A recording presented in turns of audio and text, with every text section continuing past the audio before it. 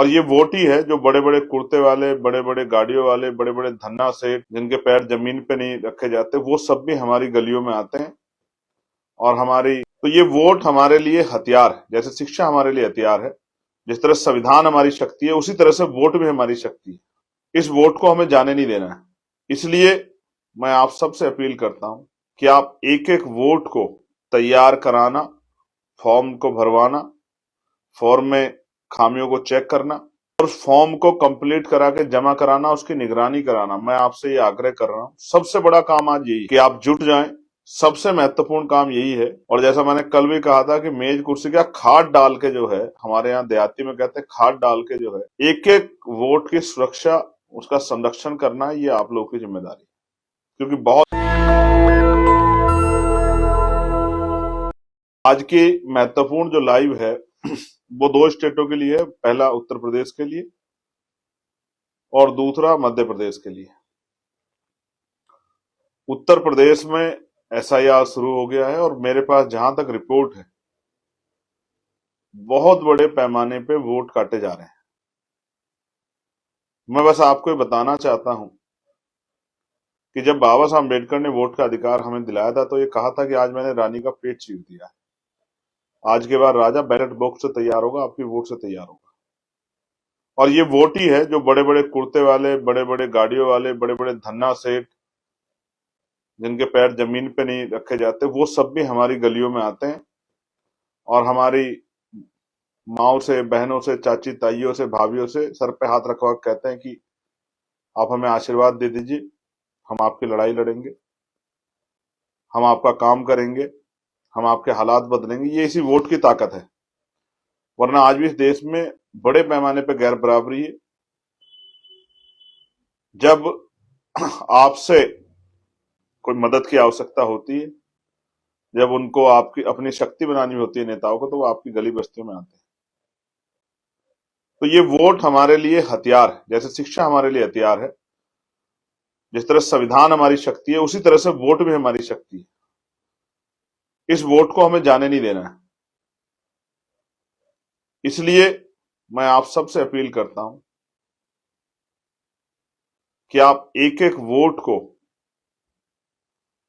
तैयार कराना, फॉर्म को भरवाना, फॉर्म में खामियों को चेक करना और फॉर्म को कंप्लीट करा के जमा कराना, उसकी निगरानी कराना। मैं आपसे ये आग्रह कर रहा हूं, सबसे बड़ा काम आज यही। कल तक मैंने आपको इसलिए तंग नहीं किया कि आप सबका ध्यान रैली पर था, लेकिन कल के बाद अब ज्यादा देर इंतजार करना या लापरवाही बरतना हमारे लिए बहुत घातक साबित हो सकता है। इसलिए मुझसे प्यार करने वाले किसान, नौजवान, भीम आर्मी, आजाद समाज पार्टी के नेताओं को, हमारी बहनों को, जो महिला नेता, उन सबसे मैं आग्रह करना चाहता हूं कि वो जो बूथ रक्षक बन के जो है ना, अपने अपने बूथ पे एक एक वोट की निगरानी करे, एक एक वोट की जानकारी ले। अभी समय है 4 तक का, एक एक फॉर्म भर के एक एक वोट की रक्षा सुनिश्चित करने का काम करे, क्योंकि यही वोट है जो लोकतंत्र में हमें ताकत देके हमारे आंदोलन को मजबूत कर सकती है और हमारे लोगों के हालात बदल सकती है। इसलिए मैं पुनः आपसे आग्रह करता हूं कि आप जुट जाएं।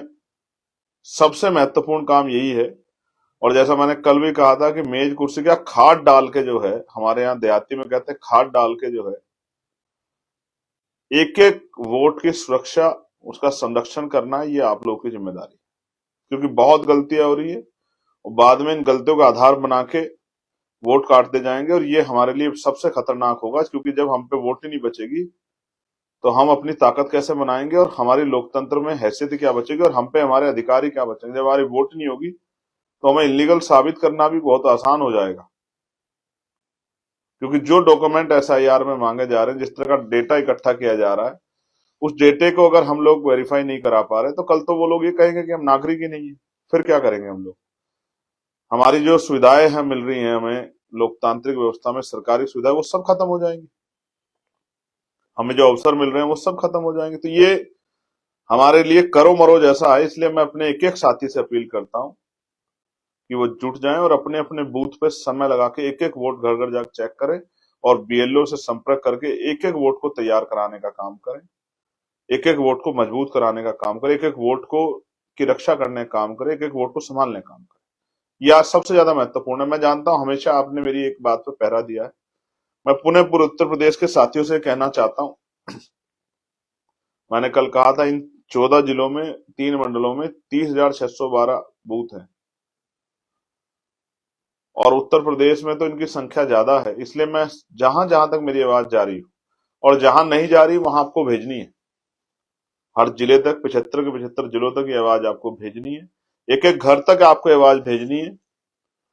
बहुजन समाज के दलित, पिछड़े, आदिवासी, मुसलमान तमाम जो हैं, जैन, सिख, बौद्ध, ईसाई और उन तमाम लोगों तक, सामान्य जाति के भी जो संविधान न्याय पसंद लोग हैं, उनको भी मैं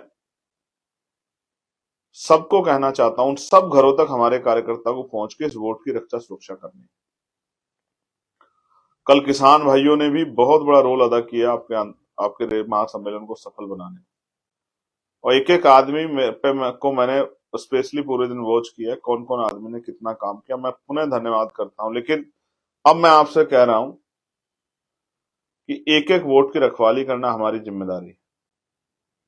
उत्तर प्रदेश के साथियों का स्पेशली कह रहा हूं, आगे त्रिस्तरीय पंचायत चुनाव है और फिर विधानसभा के चुनाव है, और ये विधानसभा के चुनाव में आपको साबित करना है कि वोटों वाला जीतेगा और नोटों वाला हारेगा।